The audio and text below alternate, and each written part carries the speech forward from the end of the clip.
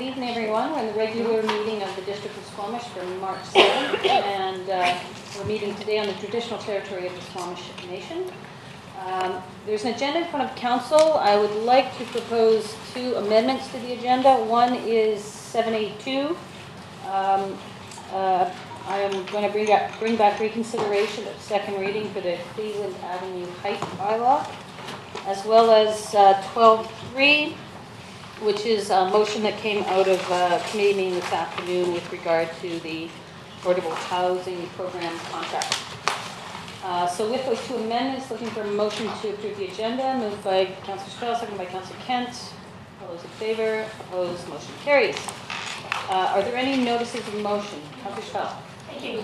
I'm going to put a motion forward for discussion that the population cap on the district lots 509 and 510 be removed from the OCP for discussion.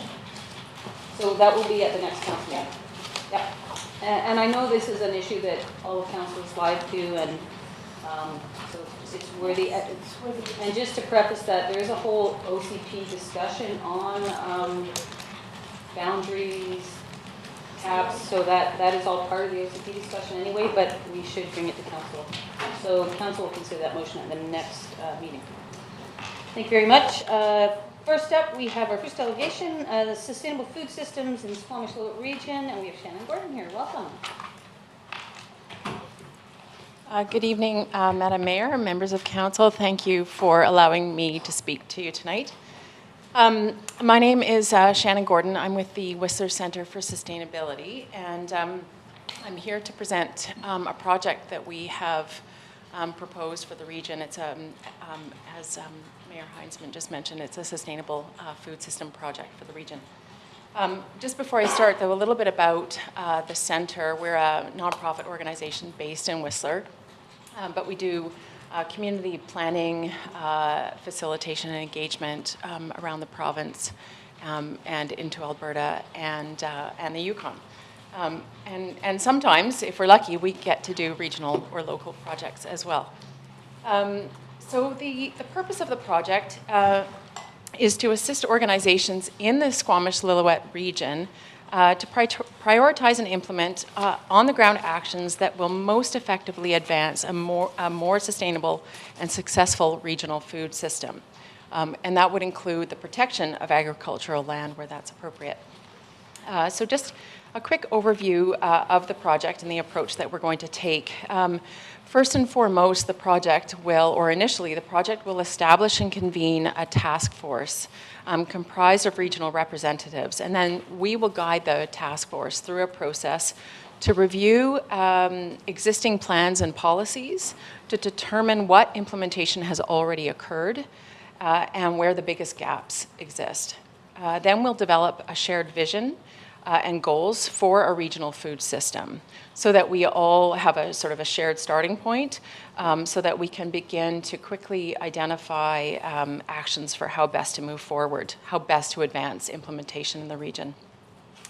The process will be informed by the food system research that has just been completed by the Kwantlen Polytech University, which covered our bioregion. So extensive research, I think you've probably heard about the research, has taken place.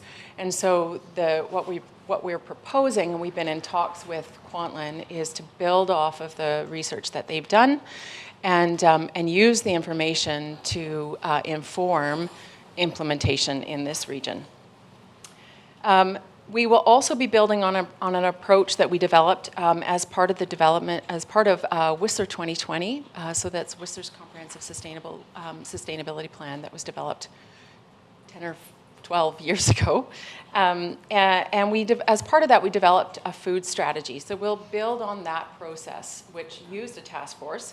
It was a multi-sectoral task force that we convened, and we really just simply guided those experts on that task force through an action planning process. So we'll build on what we learned through that and take it to a more regional level. So the task force will be established to engage key stakeholders in the regional food system, so including local government representatives, large institutional buyers. So last time we involved the Whistler Blackcomb and the Health Authority, and trying to get some of those buyers to the table to connect into the food network. And then local food organizations such as Squamish Can and the Pemberton Farmers Institute and Worcester Farmers Market, et cetera, et cetera. So we would be looking to connect with communities and find out who the food stakeholders are throughout the region. We've also confirmed the participation of regional food experts to assist with the project and provide guidance and expertise throughout. So Brent Mansfield, you may be familiar with him from the BC Food Systems Network. He's supportive of the project and has agreed to provide advice and input throughout. And so has Ione Smith from Upland Consulting, and she's done a number of the ag plans in some of the SLRD areas. So the role for the center then is just really to convene, to provide research support, coordination, facilitation, and assistance to the task force in order to advance implementation as needed in the region. We'll also work to establish, so beyond just the scope of this project, we'd also be working to set up, as part of the project, the structures and the systems to enable the regional task force to continue on beyond. Just a bit about the regional context. We understand, while communities in the region have plans and goals and policies and a whole bunch of things in place, to protect the farmland and to support local food production, there is a need, we understand, and we've heard, for more regional coordination to connect the communities and connect the areas and connect the players to advance implementation. So our goals for the regional project are very similar to those of Squamish Can and the Squamish Food Policy Council, just taking it to a more regional scale. Our intent is to build on the work being done here. We've received a letter of support from Squamish Can. We've been in touch with them to talk about both projects to make sure we're not duplicating effort. And they've agreed to participate on the task force as well. And we would hope that a staff member from District of Squamish would also participate from a sort of a policy standpoint. So just funding to date, we have received $22,500 from the Real Estate Foundation of BC. And they've given us to the end of April to match the funding. So we don't want to lose that investment in a regional food system here. We've secured $15,000 so far from electoral areas C and D, so $3,000 from them, $2,000 from Resort Municipality of Whistler Environmental Services Department, and we're requesting another $2,000. And $2,000 from Whistler Farmers Market, $5,000 from Squamish Savings, and $3,000 from the Whistler Blackcomb Foundation. So that's the matched funding that we've received so far. So $15,000 in matched funding to match the 22.5. And then other partners and supporters. So we have the SLRD has supported the project. We have a letter of support from them, Kwantlen Polytech University as well, Stewardship Pemberton Society, Squamish Can I mentioned, BC Food System Network, Upland Consulting, Resort Municipality of Whistler. We have a letter of support and the funding from them.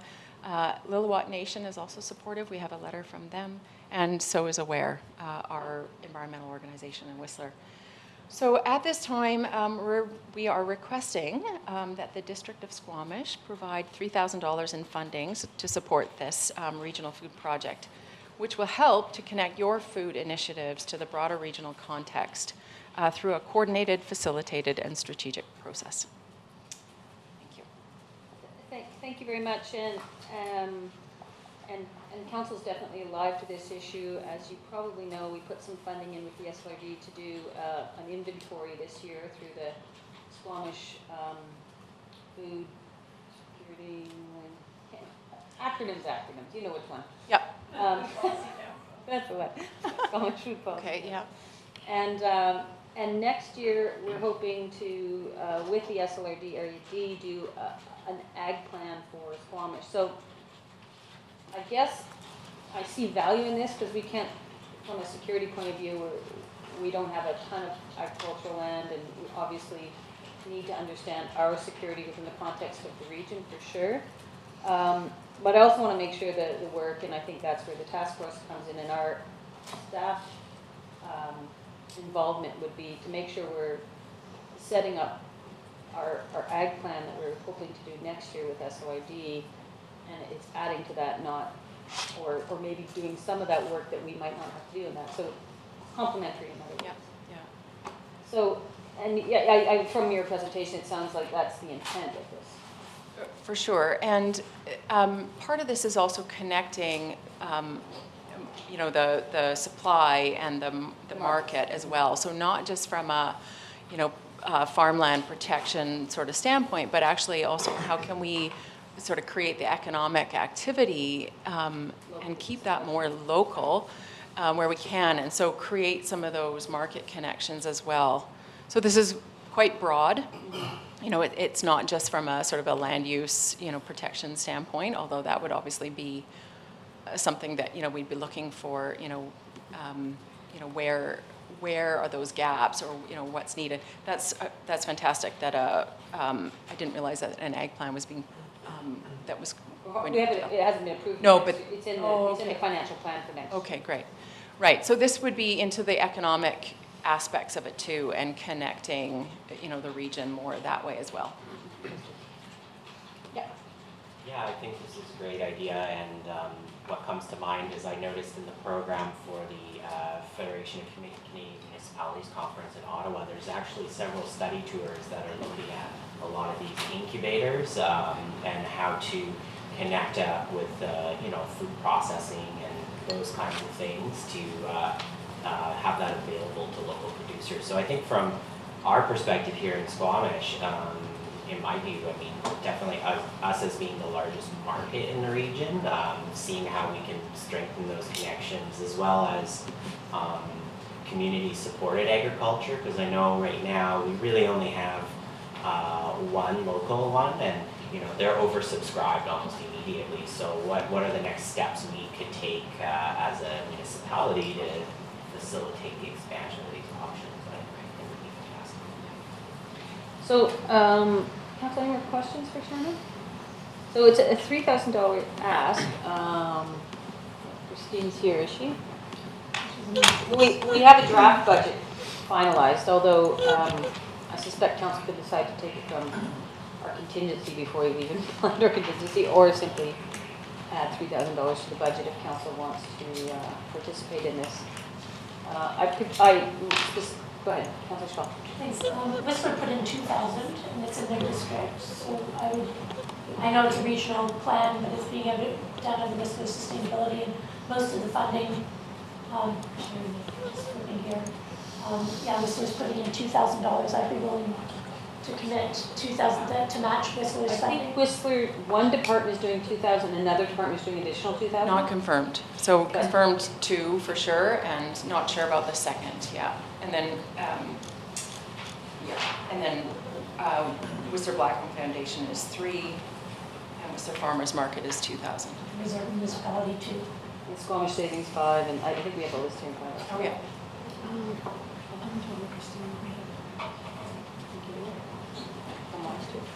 Can I just continue on that? Okay. We just got from our CFO that we can find $3,000 for Okay. contingency. Okay, awesome. Perfect. Yeah, go ahead. The problem I had with just the layout of the document is that I found it a little bit nebulous. It uses a lot of language that's the project aims to support existing plans, initiatives, policies, bylaws, assist identification, development. But there's nothing, you know, I couldn't figure out what it exactly was, Right. what the initiative was being supportive of. So- You know, joining all municipalities in agriculture plans, we've already committed, as the mayor said, we've committed to doing an ag plan and understanding what our land use is, and I think that's the very first step. If you don't understand how much land is in your district, it's impossible really to go forward with. But if this can help assess Westwood policy and there's money in our contingency plan, I'll be happy to go forward with it. So no ask. You want to? Well, just, it is, so part of this process is us not sort of what's the word I'm looking for? Precluding, or, we don't know, we need to bring the experts together to identify what connections need to be made, how can we create a better system, and what needs to be implemented. So it may be that it's protection of land, it may be that it's connections between suppliers and buyers, it may be that it's connections between the farmers markets, it may be a whole bunch of things, and that's why it's sort of hard to be concrete at this stage until we convene and figure all those elements out. And I see it as a way of helping actually inform our ag plan and not having to do that work during the ag plan, because we'll have it done through this. The ability to leverage $3,000 through a $50,000 strategy for the region, I think is really good value added for the district. I have Karen and Doug, Councillor Elliott, Councillor Race, and I'd like to move on to the agenda if we can. Yeah, I know as a representative on the Food Policy Council, I know the Food Policy Council is excited to participate in this only so that they can be even more strategic about what they're working on locally and then the connection that they can make across the region. So I was going to put forward a motion to provide the $3,000 from council contingency to this initiative. Seconded by Councillor Race. Councillor Race, do you want to speak to that? Well, I was going to make the motion. Councillor Elliott beat me to it. But the advantage from my perspective is that it does, as the Mayor said, enhance this agricultural plan. We've committed to the inventory this year, which will also inform the agricultural plan next year. Hopefully we get approval for that. So I think this will enhance that. I'll call the question. All those in favor? Opposed? Motion carries. Thanks. No, Whistler, we put 3,000 in, so they. Yeah, I might actually just. And where's Pemberton? Thank you very much. Tell Mike he's keeping dollars. Okay, moving on, we have a delegation from Quest University on bus shelter design, location, and Sea to Sky Public Transit. Welcome. We love it when Quest students come to our council chambers. So thank you for being here. Yeah, if you could speak into the mic. Great. So, hi, I'm Emily Beacons. I'm Keith Ulrich. I'm Cyan Nielsen. And today we're going to be presenting on bus signage and improving ridership in the Squamish district. Okay, so you might be wondering why our democracy and justice class is focusing on this issue. So we think the current system is unjust because most of the time when someone goes to a bus stop in Squamish, it'll be the simple bus stop. It'll just be full, and it'll say bus stop and other information. So we feel this caters to those who have access to, say, a smartphone with cellular data, so they can look up the times, where one route goes, what time, what's the fare. So we think that this doesn't account for necessarily all the income groups in Squamish, so we'd like to see that change. So to reiterate, in a 2015 article by Tavares et al., it says, it is essential that the bus stop have adequate information elements. Without this information, it's possible to feel disoriented and unable to get the desired destination. So yeah, we'd really like to see some changes in consistency. So we first looked at the shortcomings of the current signage. And so as Heath said, a lot of the bus signs only have a post, and then up top it just says bus stop. It doesn't have any information of maps or what times it arrives there, or even what transfers you can take the bus to. And a lot of the lesser bus stops are shown, so you don't really know where to get off. It also doesn't show where to get tickets, which we thought was pretty important. And it doesn't show riders where they currently are on the map, so it can be disorienting and hard to find your way. So in the maps on the screen, the one on the right is what is typically found at most of the stops that do actually have signs with information. And as you can see, it only shows one route. So if you are trying to transfer to another line, it's difficult to find out where to do that, what line you'll be transferred to. It also only shows the major stops, none of the lesser stops. So finding out where a bus is able to stop is also difficult. And the sign, or the map on the left, is only provided at stations that are transfer stops. So we looked at the improvements we could make, and we decided to make small improvements on the existing design that would lead to a bigger impact. So first, as you guys can see on your papers, we added where the tickets are sold. We also wanted to show riders where they are on the map. So that's marked by the little star, as well as on the schedule. You can see a "You are here." And we wanted to show a full map of all routes for the ease of transfer, as well as making express and combined routing more clear for everybody, and adding little tick marks for the stops and on which side of the road those stops are on, and where there's multiple buses that come. So you can see that we have done this not only for individual routes, but for the entire bus map. So this is the schedule on the right, is a picture of the schedule that is found at most of the bus stops. And as you can see, it only has the times for that particular stop. So riders have no information of what time they will be getting to their destination, and it does not tell you where you can buy tickets. And the schedule on the left, which is we found much more confusing to read, as unless you know what particular stop you're at, it's hard to figure that out. And as it's hard to see, there's small red letters on the sides, and those correspond to routes that are combined or express routes, which is also kind of difficult to navigate and figure out. So this is a schedule that we have made in our class, and the large green stripe down is the stop that riders are at. So it tells you exactly where you are in the schedule. The green is also coordinated to the map, and that is the Highlands route. So on the map, the Highlands route is green, so it's easier to figure out where you are. And the other color-coded bars are the combined routes and the express routes, so it is more visually present which routes are combined or express. So we looked at the potential benefits of all this. We looked at an increase in ridership, increased accessibility for riders without smartphones or access to data, an increased accessibility for tourists who don't maybe have cars up here who took the Greyhound up, improve system efficiency, reduce uncertainty in anybody wanting to take the bus, as well as improve customer satisfaction for everybody. So on the topic of increased ridership and system efficiency, we did look at different reports on transit where the maps had been more simplified, more access, and easier to use, and it did have an impact on ridership and efficiency in those areas. And so basically what we want to see happen with these maps we provided for you guys, this is just a mock-up of a change that we can make, a simple change by just adding signs and by changing what they look like that will do all these things. We'd love to see these at as many stops as possible to make the public transit more accessible for everyone.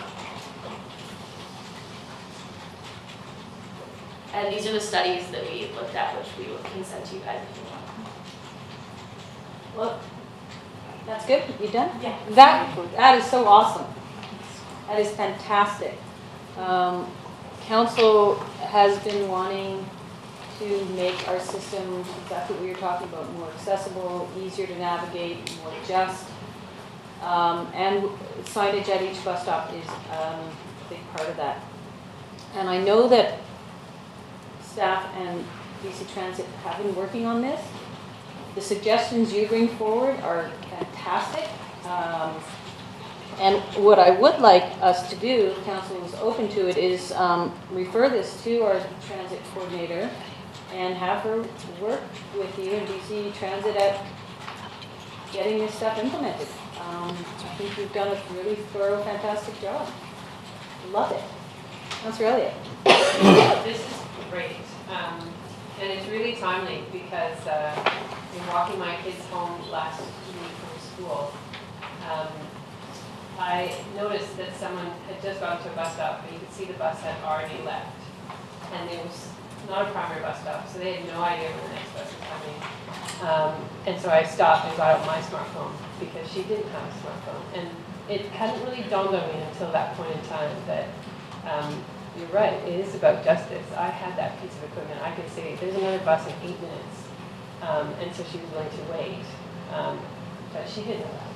And if I hadn't stopped, she never would have noticed. these are great ideas, and I'm so glad you brought them forward. Councillor Chappelle and Councillor Buckingham. Thanks, yeah, we've been trying to implement bus stop information for quite a while. And, yeah, for reasons of justice, but also the increased ridership, I think is a huge thing as well. And I thought we had, like our staff had gotten, I think we're meant to implement it. It hasn't gone to all the stops. I think highlighting the yes, non-busy stops, the intermediate, the interzone stops, and also the real user friendliness of this exactly. that isn't evident in the BC Transit ones that are being produced currently. So Yeah, I think it's really hard for our transit provider to actually make it so specific because they're dealing with so many communities, and having you guys look at what would make our community more efficient is amazing. I hope we can implement this into BC Transit's signs. That would be fantastic. Jason, Councillor Blackman, welcome, Councillor Kane. Yeah, I really like this approach, and it does show how people such as yourselves who probably have used the transit system more frequently than the average person, including, I'm sure, the well-meaning folks who designed the original stuff, but most of them are car drivers. You don't think about it the same way. So I think the color coding and things like that is really, really important.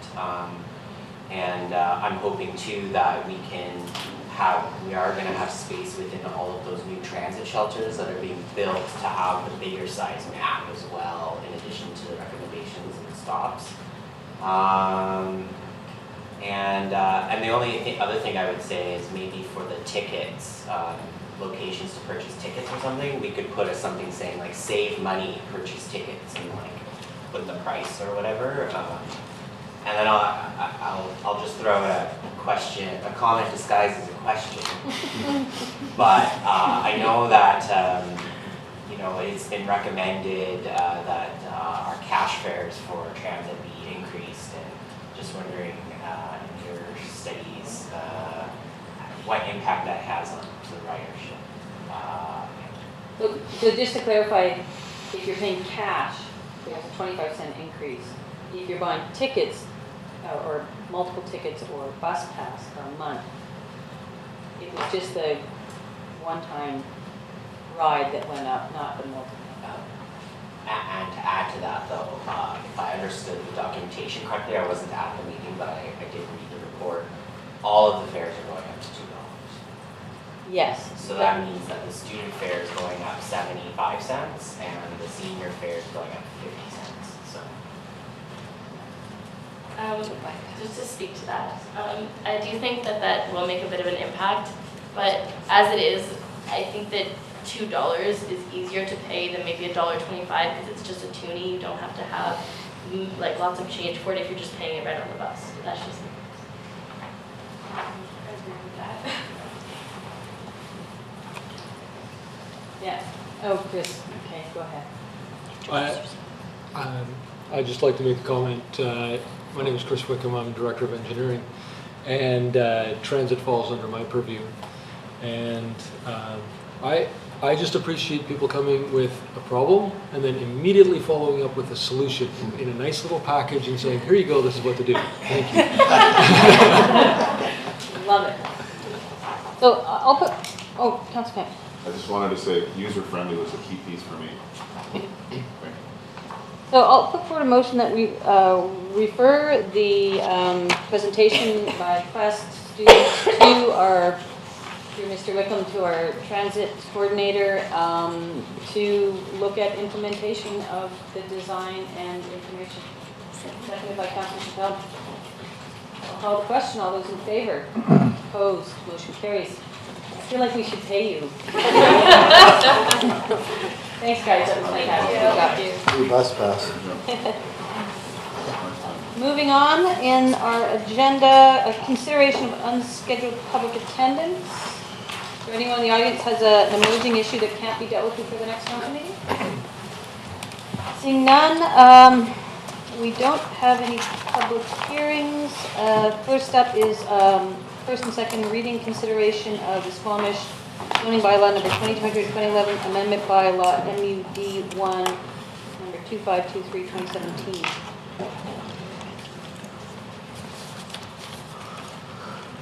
Thank you, Mayor. My name is Jonas Polniškis. I'm the Director of Community Planning, and I'm here today to present a zoning bylaw amendment number 2523-2017 for first and second reading for Council's consideration. The amendment does three things. It proposes a new zoning district for the northwest corner of the business park. It introduces some buffer setbacks to residential properties along the RS2 and I1 divide for the time being while the properties in the RS2 zone are residentially developed. And that is a direction from the sub-area plan. It also introduces a 20-meter setback and a vegetation buffer for the properties along Aspen Road, which is actually just to the east of this picture, and which is also a direction from the sub-area plan for the business park. And then the third thing, it amends the industrial definition in our zoning bylaw, which currently permits bulk gas and fuel storage and loading facilities, and it creates a new category in the definition section for bulk gas and fuel storage facilities, and it permits it only on certain properties which are on the south side of the Squamish jurisdiction. So essentially, it eliminates the use in the vast majority of the areas in the district. Currently, they're permitted in any I3 and I5 zones, which are scattered throughout the community. My presentation today focuses on the business park and particularly on the 5 properties which are proposed to be rezoned from I1 and RS2 to a mixed-use district 1. The OCP designation for this area is residential neighborhoods and employment industrial. The sub-area plan for the business park is not reflected in the current OCP designation. So the actual sub-area plan designates all of these properties in the northwest corner as industrial business, and it includes the a green buffer that I just mentioned. So the proposal is to align the zoning more closely with the sub-area plan designation. The proposed zone, mixed-use District 1, is a transitional zone, so it's split into 3 areas. And it goes from light industrial with some accessory residential to more geared towards neighborhood commercial, office space, and a bit of higher density residential along Government Road. So Pioneer Way, Area 1 is more industrial, and development in Area 3 on Government Road is more neighborhood commercial, office, and residential. The range of uses proposed in the zone overall is quite wide. It includes a number of light industrial uses which are compatible with residential. It includes personal services and professional services, office. Those are mainly on the 2nd story. And it also includes residential use ranging from 1 floor to 3 floors between Pioneer Way and Government Road. Here's just a cross-section, very general cross-section of what it would look like at Pioneer Way and then at Government Road. So you've got 2 floors of employment space across the site, and then residential ranges from 1 floor to 3 floors between Pioneer Way and Government Road. As a given, 1 floor is permitted in all 3 areas. In areas 2 and 3, there's additional density permitted, provided that 30% of all of the residential units are secured as purpose-built rentals. So there's some density bonus built into this zone. The other density bonus is for the height of the buildings. 1 meter of additional height is permitted where the industrial space is higher than the standard is at least 4 meters high in ceiling height. And that would just allow for a wider range of industrial, light industrial businesses that could locate into that space.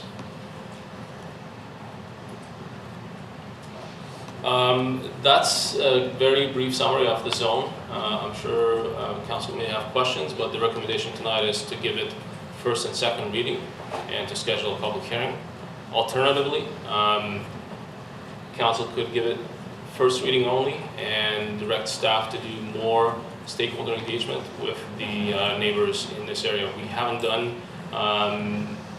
barely any stakeholder engagement because of this sensitivity of this area with current zoning, which would allow single family or duplex subdivision and then subsequent development if the zoning is not changed. Okay, so looking for questions for council, and just to put it out there myself, I'm looking at likely going to only first reading. I think stakeholder and community engagement is really important on this. It's an interesting new idea that I think needs a lot of engagement and deliberation with the community and the landowners. So sort of where my thinking is going. I've got Councillor Pryor, Councillor Chappelle, there's another hand over here, and another hand. Go ahead. Thank you. Yeah, Jonas, could you turn it back to the map showing the area 1, 2, and 3? Yes. And then, I mean, I just have a little bit of, picture yourself driving down Government Road. I think the majority of the people are heading through the business park. But let's just say you're going to the North Yards and the arm comes down and the train's going by and you're stuck there. Right there on that corner, that's where you propose the highest density. It just seems like, I would think the highest density should be in the corner on area 2. Away from that, I just find that little bit of corner, the noisy railroad train shuffling, the arm coming down, congestion, and that's where we're putting the highest density. I thought that first area would be a 1. The first that way would be a 1. The other one would be a 2. The corner would be the 3, and then you could shrink it down in the middle. But you think of going out there and there's lots of people living in that area and there's a coffee shop on the ground floor. Where do you want the coffee shop? Right in the corner there somewhere. So that's just my opinion at this point. As it stands now, could the coffee shop go in the corner? No, and the reason for that was that we tried to mimic the zoning across the street essentially. So it's very likely that over time the north side of Government Road will turn into multifamily, probably in some neighborhood commercial zoning, just because of the age of that neighborhood and the low density that's there now. It's primed for densification. We do have a 15-meter setback from the railway right-of-way built into the zoning, so there'll be some setback, and that's per CN guidelines. Area 2 has a bit of a lower density than Area 3 and also different uses. It's mainly light industrial on the bottom and then some office on the second floor. And the reason for that is that the other side of Queensway is currently zoned industrial. So it's likely, there's a likelihood that that side of the road will be industrial. That the district might want to retain that industrial potential there. So having more density on the other side of Queensway might interfere with the industrial potential on the other side. But I could definitely see the merit in moving the density, shifting it further away from the rail line and more towards that corner, because it is going to be the gateway corner into the park. Thanks. On that, there's lots of density around that area anyways across the street, and the density was meant to mirror, to be a transition area, so that you had houses next to houses, and then it works into more industrial areas as we move back. So I don't mind how staff has laid it out for those reasons, but I'd be interested in, I like the idea of just first reading as well, because I'd like to hear public input, but I really do the mud zone, the fact that it's so inclusive, I really like not having restricted zoning, so that it ends up being that if you're a professional, you work in the area, you are able to find work in the area, and it makes it more walkable and may actually reduce parking in other areas because people will use neighborhoods to walk to work as opposed to having everybody driving into the downtown for professional space. So I like that it's not restricted for professionals in this neighborhood, especially as the community ages. Being able to walk to professionals is, I think, an essential service as our community ages in place. Thanks. I did see a hand over here. I agree. I agree with Patty. I think giving a first reading to get some of the public feedback involved here, because I think it's a fairly bold move, and especially for that neighborhood. So I would like to get some feedback and hear from some of the affected landowners in the area, and just have time to digest that a little more.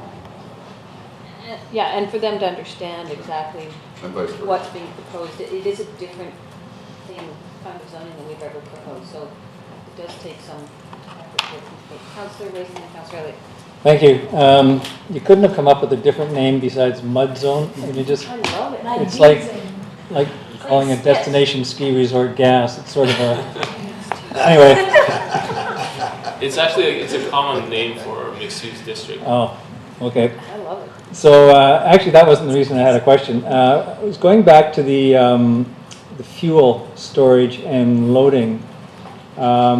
We discussed this at the Committee of the Whole, and I asked you, just to be clear for the public, and it might be a different public audience today, but my understanding is that this amendment would not apply to wood fiber because it was in process. And what the report says is the proposed amendment would allow the use to continue where there is an active application for such facilities, as the use would be permitted regardless of this amendment based on legal non-conforming status. And when I read that, I wondered what the words active application meant.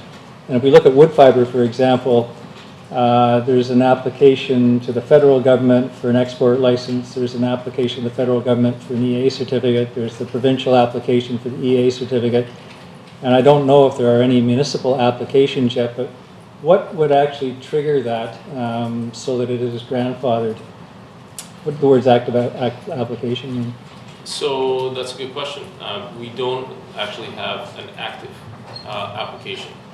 What we do have is a number of meetings that the district has had with the applicants on the building permit, on the demolition permit, and on the development permits that will be required through this process. And there's actually some associated development permits that have already been dealt with servicing the site.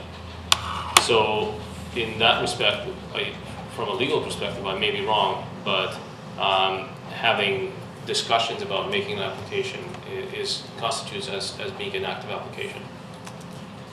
So the wood fiber site is the only site that would still have this use permitted, and we're considering the provincial applications and the process to date as being an active application. So is that defined anywhere? To include applications to the province for, or applications to the federal government that would apply to the site? In the zoning bylaw? Yeah, in this amendment. It is not. What this amendment does, it specifically permits the use on those properties. So the wood fiber lots are specifically named as properties that the bulk gas fuel and storage facilities are permitted use. Oh, so it's not the subject of this amendment? No. No, we're basically taking the use out of everywhere else but there. Okay, so that's changed, I think, from the Committee of the Whole meeting, at least to me, so that's fine. That was my only concern. Thank you. Who's next? Councillor. So this is interesting, and the only concern I have is that we're really trying to concentrate a lot of our office in the downtown core, and so it's how much office will be allowed here, because I know we've, in the last update of the zoning bylaw, we only permitted it in 2 places in the industrial park where it was already existing, but the reason for doing that was to really limit it, and I want to make sure that what we want to have happen is downtown to build up and have offices moved there while still allowing for some office space in other parts of the district. but not too much, or else why would people invest in building it downtown? And so I just want to make sure that we're, including it in every single one of those zones. I'm looking forward to feedback from the community on that, because part of me thinks maybe it's too much. The other thing, and had the same question as Councilor raised, but coming from a different perspective, is there a way for this amendment to not allow bulk storage of fuels in our industrial parks, but still allow wood fiber to be grandfathered in? But if they don't go ahead, I don't want to have to go back and change the zoning bylaw. So I know we've named those lands specifically as allowing it, but there's still a lot of unknowns, and if they don't go ahead, I'd rather not have that sitting there, so that we have to deal with another.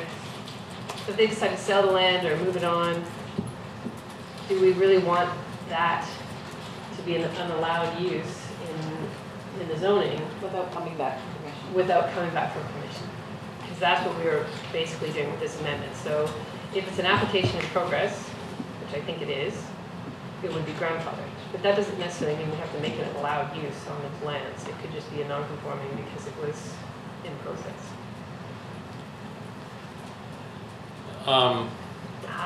Very interesting question. Thank you. There's not really any way other than not listing it at all as a use that's permitted somewhere. There's not really any other way to put a sunset clause in the zoning bylaw. So you could either do it this way, or we could completely eliminate it. But I would imagine that might complicate the process for the applicants on that side. As an investment, just from that perspective, I'm sure there's complications with it not being being able to rebuild or something like that. We know that from dealing with other applicants, for investors, it's a problem if the use is not permitted, if it disappears, or let's say it gets discontinued for 6 months. So there's that piece to consider. Yep. Is there a way to put some sort of designation on the land so that it reverts back to our existing, like it's allowed for them, but that's where it ends? I mean, is there a way to covenant that or? Well, I guess the other way is to tie it to the specific use of LNG, liquid natural gas. That excludes fuels. The bulk gas and fuel storage facilities is fairly wide in the type of fuels and gases that you could ship or store on site. So we could make it more specific to this particular use. Make it specific to the proponent? No. It's about the land use, it's not about who's using it. Okay. Any more questions of staff?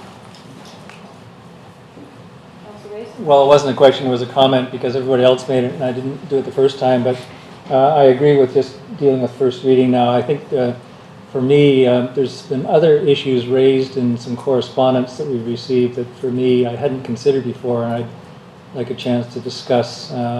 One of them is the amount of office space, another is the actual amount of residential and the concentrations. And this is, as was stated, a bit of a new area, and I think it's important that we get it right. And having first reading, I think, accomplishes. So is that what some you're moving? So I'll move first reading. Seconded by Councilor Kent. Did you have any more to add? I just No, wanted I'm to good. be debating what's That was on the it. floor. No, I was just carrying on, so. Councilor Chappelle? Thanks. I hesitate bringing this up, but I think that we're not looking at right now that it's going to be, it could be that people build commercial buildings, but it's traditionally not affordable for people to build large commercial buildings.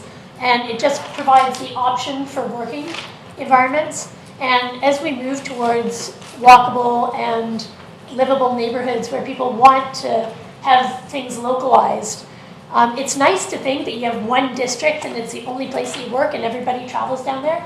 But we heard this afternoon that parking and traffic is an issue. I think we have to rethink that strategy.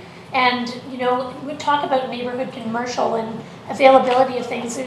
I think of, when I think about walkable neighborhoods, I think about people that the accessibility and aging in place perspective, where, you want to go to your doctor, but you have to get somebody to drive you, you have to take a handy dart, you have to get in your car and drive.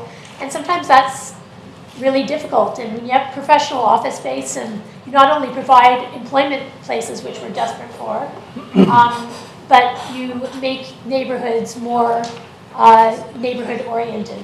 So, and I think that is the way that, globally, that's definitely the trend that's happening, is that there's less separation because we don't have those massive industry anymore that is so dangerous that you can't have it next to living quarters. And traditionally, I believe you said this at the chamber meeting as well, we used to separate our dirty uses. And now, since we don't really have those really dirty, we have clean manufacturing jobs, which are totally compatible with living spaces and professional use. And So you're willing to support first reading? I am willing to support first reading, but I also just that concept of, I'm interested in what the public has to say to this, but it can sometimes be a lot to take in those changes of having things in your neighborhood. But it also brings, it can bring parking and it can bring a lot more amenities to your area too. Thank you. Councillor Buckingham. Yeah, I'll support first reading, and I do think that the goal is to have neighborhood centers that have commercial and retail services close by.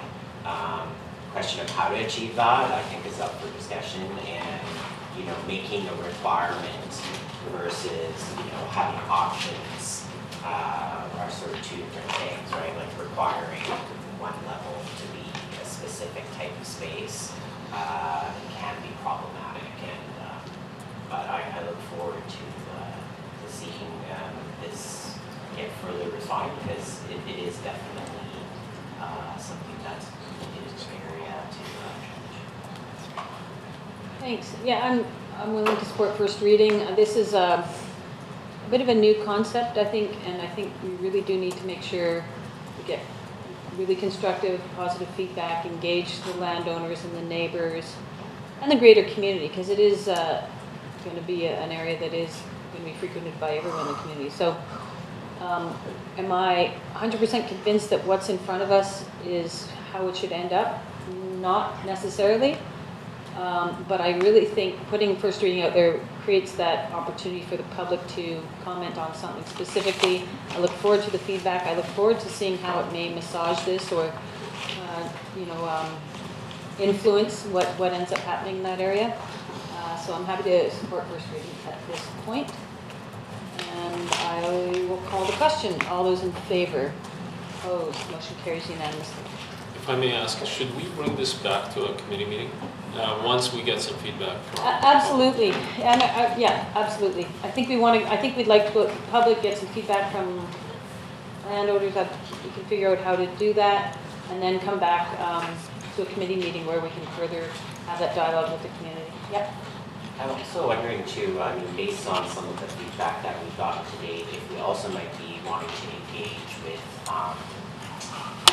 realtors in the area. I think that's part of the stakeholder. Yeah, like really to get a sense of not only for the existing landowners, but for people who are actually looking for space. Like, what are the needs? What's going to work for them, so that it's not just constrained to the local area.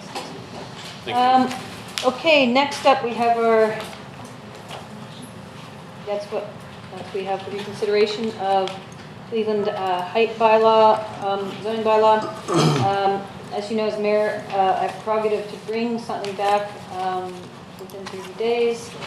I'd like council to reconsider second reading.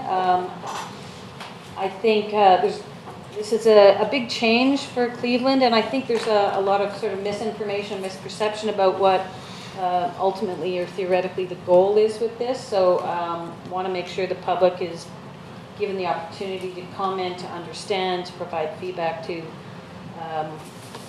be able to influence how this may look in the future. So I would like council to essentially, I would like to put forward the motion that second reading of District of Swanage zoning bylaw 2020-2011 amendment bylaw Cleveland commercial height number 2515 2016 be rescinded, and that the public hearing be canceled for March 14th.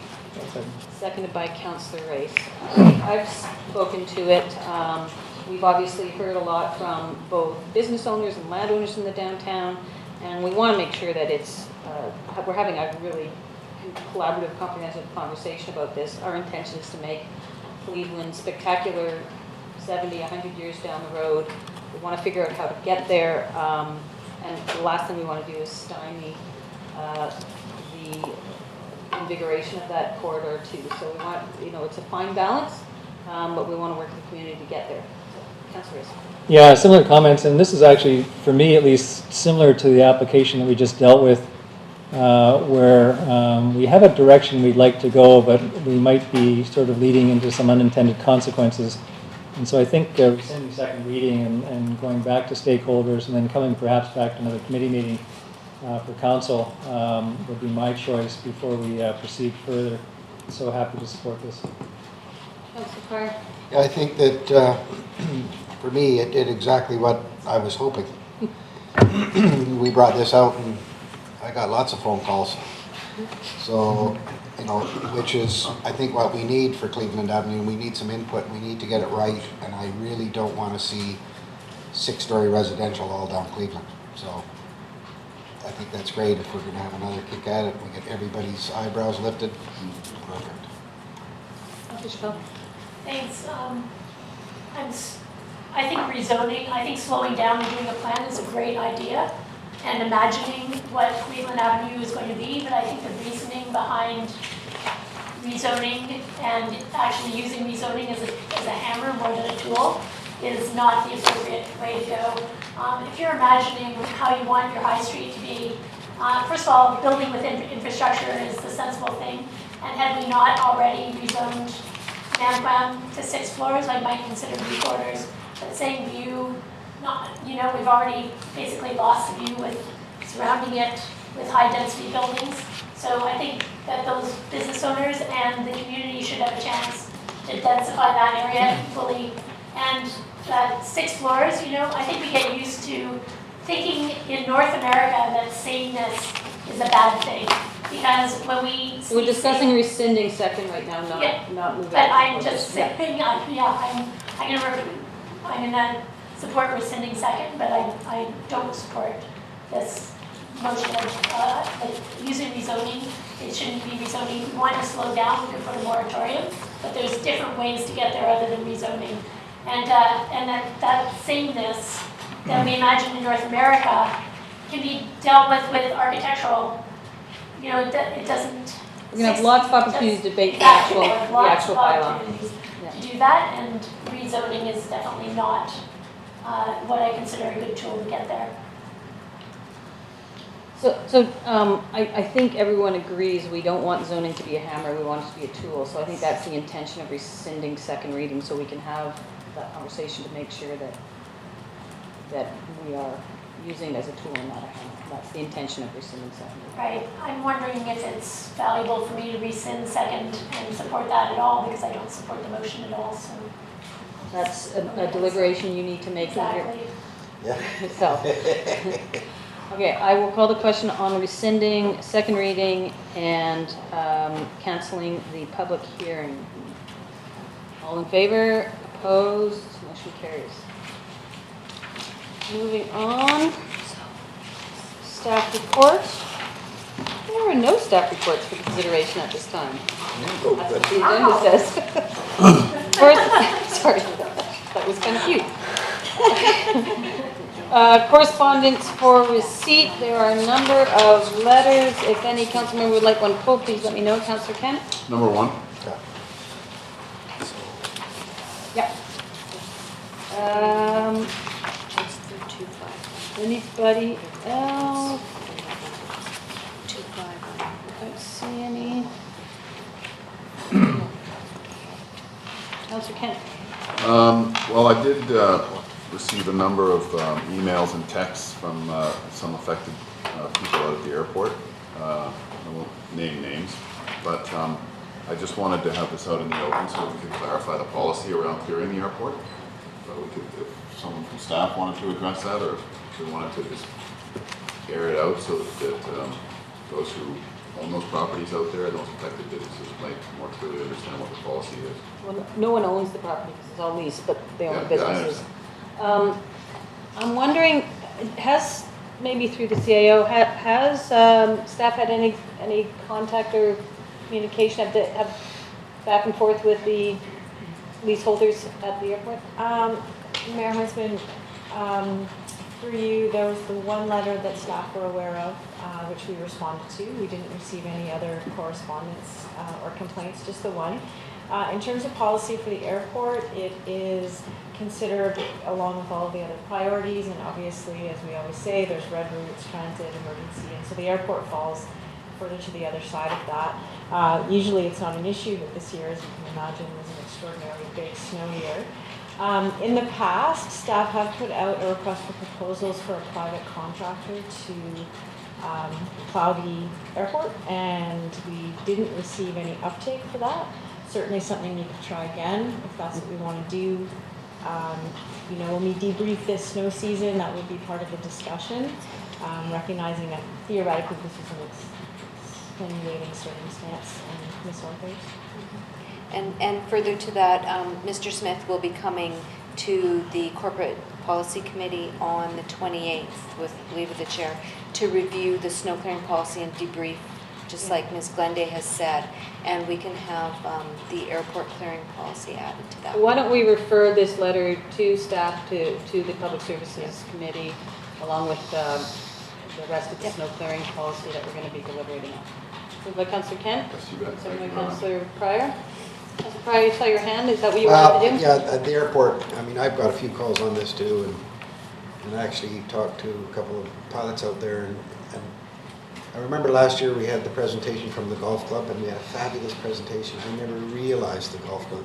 The airport's like that too. And I think there's lots of things that go on out there that we have to get our heads around, because hundreds of pilots train up here. Okay, we're gonna talk about it Yeah. at the Public Services Committee. Okay, I'll call the question. All those in favor? Opposed? Motion carries. Motion to receive all the letters, moved by Councillor Reyes, seconded by Councillor Elliott. All those in favor? Opposed? Motion carries. Looking for a motion to approve the minutes of the regular business meeting of February 21st, the special business meeting of February 21st, the committee of the whole meeting of February 21st, the committee of the whole meeting of February 28th. I did send one correction on that. I did not open the meeting at 9:30 in the morning. I was happy. So, wasn't me. So, move that all those be received. Approved. Moved by Councillor Pryor, seconded by Councillor Strauss. All those in favor? Opposed? Motion carries. The recommended motions from the committee of the whole meeting of February 21st, that the District of Squamish support ongoing initiatives to nominate Howe Sound as UNESCO Biosphere Region. Are we doing these all separately, or can I do them all at once? Separately. Moved by Councillor Pryor, seconded by Councillor Elliott. All those in favor? Opposed? Motion carries. That the allocated Arts Council funds previously designated for the portable lighting system be reallocated to an audio system as outlined in the plan submitted by the Squamish Arts Council, which is dated February 1st. Moved by Councillor Chappelle, seconded by Councillor Pryor. All those in favor? Opposed? Motion carries. Yeah, go ahead. Thanks. You know, moving from lighting to sound seems like that is a great idea. I totally agree with that. But it feels like we don't properly support. It still needs lighting. We can't have an art space without Fair lighting. idea. So I just think we just have to look at that and maybe talk about it in the committee and how we can better utilize it. Yeah, it's not, this isn't the end. Yes, I hope not. This isn't the end. It's been there for a few years. Downtown truck study, district accept draft downtown truck route study with additional comments regarding site B, map edits, consideration for future technologies regarding transportation and delivery of goods, adding a category to the options evaluation matrix that rates the alignment of options with multiple district priorities, and renaming of 7th Avenue route. And that the study be brought back to council. Moved by Councillor Elliott, seconded by, I'll second that, Councillor Reyes. Thank you. And although I generally agree with the contents of the draft, I'm not going to support this motion. And the thing that is outstanding for me is this question of the Westminster Bridge, which I think creates more problems than it solves at this point. As I mentioned at the committee meeting when we dealt with this, in my first term on council, we came to a decision, I thought, as a municipal government, that option was being abandoned and would not be proceeded with. And now to add it back into the mix means that we're sort of putting a whole layer of uncertainty around the planning process in the top part of the Oceanfront Peninsula. There are several different landowners there, some of them new landowners, in fact all of them I think new landowners since my first term on council when that was abandoned. The other thing is that on the other side of the channel it leads directly into Squamish Nation lands, and without some commitment on their part, which at the moment we don't seem to have, then I think leaving it in the report, either we should get the commitment of both sides and understand exactly what it's going to mean as far as land necessary to make it happen, or we should once again abandon it and take it out of the report. So until that happens, I'm not happy with the draft, one or the other. I'm not happy with the draft, and so I won't support the motion. Councillor Pryor. Way to go. I'm with Councillor Race on that one. I was around when we did the study back in the day, and it was just like, and so we have a study brought forward to us, and it's now the secondary route, but not now, in 20 years. You know, like it's like, okay, let's plan this route for 20 years from now. So it's so abstract. I mean, 20 years from now, the tunnel technology might be so good that we'll put in a tunnel. Everything's going to be up Yeah, everybody will be riding bikes and buses. We won't need a bridge. Anyway, I kind of not supported in protest of, I just found it so kind of overwhelming that we digressed after all the thinking we put into it last time. And I understand we need another route, and I lost sleep over it, but thinking, oh, well, maybe we could put in a tunnel. And you know, they're proposing a tunnel across Burrard Inlet there. And new tunnel technology is cheaper than bridges. So, If a few more taxpayers down there than we have up here. well, $95 million at today's dollar. Yeah, so I generally agree. I don't think the new Westminster access is likely viable into the future. And I didn't look at the report and sort of think it was embedded in there, but maybe it is. So this is just simply directing staff to bring back these changes in the draft for council to consider the whole thing again. If council wants to, if someone on council wants to put forward an amendment, so we're discussing specifically the New West access, that's council's prerogative, or we can vote on the whole draft now.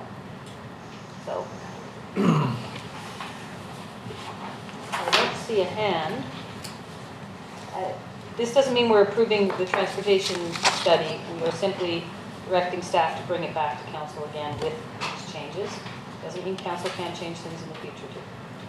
Councilor Reyes? Yeah, thanks. And so just not to throw out the baby with the bathwater, I'll move that in addition, I'm just trying to think of the wording, after the 7th Avenue wording, and clarify intentions with respect to a bridge connecting Westminster Street with lands on the east side of the Manicouagan Channel. So we'll have to, that's the motion, and I'll speak to it just briefly if it's seconded. I think that's clear enough, basically saying we want a further discussion or analysis of that piece, and then for discussion when we have this draft come back to us. Is that what your intention is? That's my intention. Seconded by Councillor Pryor. I'm not sure Chris is clear on that intention. So, Mr. Wickham, I think what counts this motion, I'll try to help clarify. I think what this amendment to the motion is saying, council is still questioning the Westminster Street Bridge truck route access, and that further clarification on that route access be brought back when we consider the draft. And so council may determine at the time to take it off the possibility list and put it on the no possibility list. Is that even close? More or less, and just from my perspective, to give staff a little bit of guidance, I'm concerned about the feasibility of access to the Squamish Nation lands, which are the lands that are on the opposite side of the Blind Channel. I'm also concerned about what land might be required on the downtown side of the Blind Channel to make such a crossing work, and how that might impact future development that's in that area. So those, for me, are the things that I'm looking for clarification on, to see whether or not we really want to proceed with that possibility, no matter how remote it is in time at all. Because otherwise, landowners down there who are developing now are going to require that clarity. And even as Councillor Pryor says, it might not happen for 20 years. As a municipal government, we would have to make provision for that, so we're not trying to expropriate buildings or something to make it happen in the future. So I think we need to kind of get a little sense of what that is before we decide, yes, we want to go there, or no, we don't. Yeah, go ahead. Apparently, I wear my heart on my sleeve. You're reading my mind here, anyway. So I'll voice my concern, and maybe this is something that we need to discuss in the committee meeting. But I guess philosophically, as far as how far this report goes, and they can't do a detailed design of a 50-year out, 20-year out, whatever it is, when the traffic decides that that's the next step is to do another crossing of Blind Channel. We don't have a budget to go and do that detailed design now. I think what you're asking for is to remove, just remove mention of that, which we do have budget for, obviously. That could be where it goes. I think what council's saying is, we want the draft to move forward to a decision with these considerations that were discussed in the committee, but also we're likely going to want to have more dialogue and discussion, and maybe a bit more information, a bit more clarity of information on the West Street bridge. And it could be that the report comes back as a draft and basically says, you can take this out, or you can leave it in. Here are the benefits to leaving in. Here are the benefits to pulling it out. Something like that.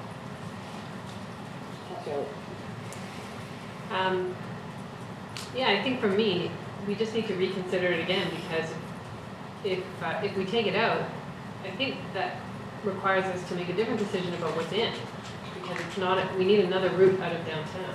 And so that means we have to revisit the to-be-named 7th Avenue connection or 3rd Avenue, so in taking it out, we may find ourselves with a gap. So anyway, I'm okay with the motion in front of it, as long as it's just to revisit the discussion around the Westminster crossing. I'm not leaning one way or the other at this point, but I'm happy to discuss it if it makes Councillor Pryor and Councillor Riggs a little happy. Well, I think I need that discussion. Councillor Blackmore. Well, just to add more to your plate, I think also too, I mean, we should also be looking at our assumptions about the amount of car traffic, and also looking at different ways through transportation demand management that we can set very strong targets. Because I mean, that's what it took for places like Vancouver. You know, they made a conscious decision not to increase the road capacity into their downtown, because they realized that they're constrained geographically. And so the analogy, you know, obviously Vancouver's a core of a major metropolitan area, but the analogy somehow, it does ring true in some areas. And so if we're a bit more aggressive about that, and we divert resources that we would have spent on a bridge, we might be able to achieve sort of the same result, which is a congestion, limited congestion in downtown, and limited parking issues and all of that. So I think the that's, next yeah. outcome of the next progression, for sure. Okay, I'll call the question on the amendment. All those in favor? Opposed? Motion carries unanimously. On the amended motion, all those in favor? Opposed? Motion carries. Thank you very much, Council. Senior Centre Rehabilitation, that staff reduce the 25,000 budget amount to 7,000 for security screen and protect the office. Can I do all of these budget things at once? Do I have to read them all out? There's some, Oh, Mayor people Hinsman. might want to do separate. and there's some words missing I see on the agenda at the end of the senior center Oh, yeah, it's cut rehabilitation. off. Should say to secure their lease area. Their lease area. Okay, senior center rehabilitation, is there a mover? Change the budget amount, moved by Councillor Pryor, seconded by Councillor Chappelle. All those in favor? Opposed? Motion carries. Advisory design panel, $5,000 to pay for travel for attendance. Moved by Councillor Pryor, seconded by Councillor Chappelle. All those in favor? Opposed? Motion carries. Brandon Park Wi-Fi expansion, be delayed in 2018 budget. Moved by Councillor Kent, seconded by Councillor Pryor. All those in favor? Opposed? Motion carries. And Crystal Term Adventure Center parking, that $12,000 be added to the 2017 budget for bollards, the Adventure Center to maximize parking along the Crystal Term site, and that lease revenue be used to offset the expense. Moved by Councillor Elliott, seconded by Councillor Black-and-Wolf. Councillor Chappelle? Thanks, I'm just, I had asked when this was going to come back, that we have a list of expenses, because we've started adding, we were adding bits and bits and bits, and this was originally, when we brought back, it was $5,000, and it came back as $12,000. And I thought that this was a leasehold improvement expense that should have been paid for by the proponents, or at least contributed to by the proponents. So I don't know why our taxpayer is paying to make efficient a parking lot that didn't need it, except for the fact that we're putting components in there. So any business has to do leasehold improvements. I thought that this should at least have some contribution. Yeah, this isn't, we've already, the lease has already been determined and voted on, and there were some leaseholder improvements. It didn't include these ones, there was other things. I wasn't at this meeting, but it sounds like this was council saying, let's maximize the space in the Adventure Center parking lot and use the leasehold monies to pay for that. So we're not adding it to the the budget, but it's being paid for through the revenue for the lease. Thank you, Mayor Heinzman. On that piece. And part of the $12,000 was identified in the lease. It was either $4,000 or $5,000 towards parking lot improvements. So, and outside of included in the $12,000, outside of the lease amount, that's right. But then, so total project is $12,000.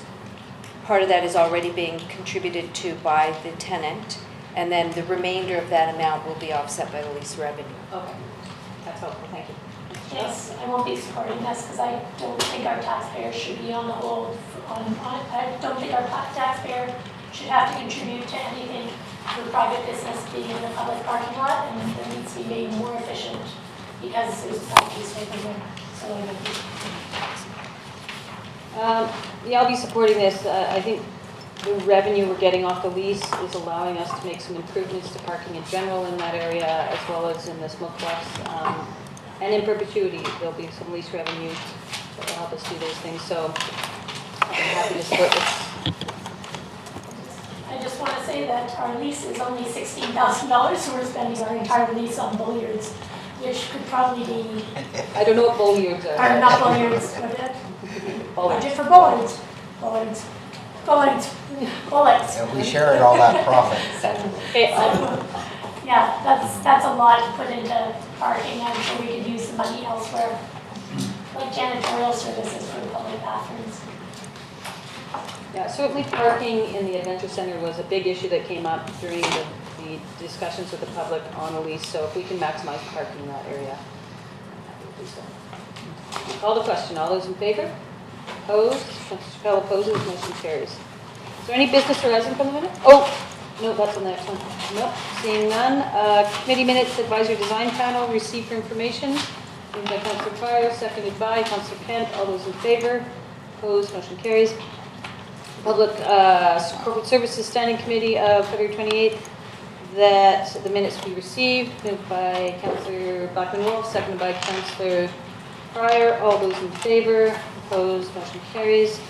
There's a committee recommendation that 2016 film statistics and policy amendments, rescind policy 012-03 dated January 15th, 2002 Dream Park donation, and that council rescind the policy A01B-02 film within Smoke West Park. Moved by Councillor Chappelle, seconded by Councillor Kent. All those in favor? Opposed, if any, motion carries. We have a late item from this afternoon, housing contract, that the Affordable Housing Program Services Contract prioritize the delivery of shovel-ready affordable rental housing project for Squamish and a proposed framework for the district's affordable housing program. Moved by Councillor Ray, seconded by Councillor Blackman-Wolf. I'll call the question. All those in favor? Opposed, motion carries. Wait, did the question also come? Did I miss that? It's on the other page. We'll move over to the other page. And so there was an and further, sorry, I got a little excited there. There was an and further, council approve the amendment of the filming policy A01C01 as amended in procedure 5.4 to direct community nations to film production for filming at Smoke Bluffs Park into the maintenance operations budget and by removing the reference to a Smoke Bluffs Park reserve account. Moved by Councillor Reyes, seconded by Councillor Elliott. All those in favor? Opposed? Motion carries. And drafts goods and services agreement advertising bus shelter. The council directs staff to amend the bus shelter goods and services agreement with the changes as outlined within the community planning and infrastructure report dated February 28th and the attached advertising bus shelter material amendments. Moved by Councillor Pryor, seconded by. I'll second that. All those in favor? Opposed? Motion carries. I don't believe we have any in-camera announcements. There's no unscheduled public attendance. Open question period for clarification related to agenda. Anybody? Anybody? Anybody? Nope. Councillor staff announcements. I was in Margaritaville for the last 2 weeks, so I'll go over to Councillor Kent, who was actually Councillor Bush, Councillor Chappelle, and Councillor Kent were acting mayors. So if there was anything that I missed. Well, we hosted 2 business men from Japan, from our sister city, Shimizu, who are interested in looking at some farming options here in Squamish. It's very exciting. Yeah. And had a great meeting with them, and we're hoping that some business can be done out of that. It's an exciting. I won't get into too much detail about it, but it's an exciting opportunity. Yeah. And I think from my perspective, the whole idea of a relationship with a sister city is not just cultural exchange and sort of that mutual interest, but is the economic development opportunities that we may be able to, and educational opportunities that we share with each other. So this is a great prospect. Councillor Chappelle. So I went to the Governor General's in town, and she is visiting. She's trying to get in 150 schools where she's coming to the auditorium and speaking to the students about what she does as a job and giving them bookmarks and engaging the students. And it was quite lovely seeing her speak. She's really engaging. Very nice. Yeah. And she came to two schools, and then it's coming to Howe Sound this weekend. Any other council announcements? Councillor Elliott? Hey, tomorrow morning from 9 to 11, it's coffee with a cop at Northwest Cafe. Awesome. So the community can go and meet an RCMP member when they're not there standing going, someone just broke into my house. When they're drinking coffee. Which they never do. Cool. Anything else? Seeing none, motion to terminate. Moved by Councillor Kent, seconded by Councillor Pryor. All those in favor? Opposed? Motion carries.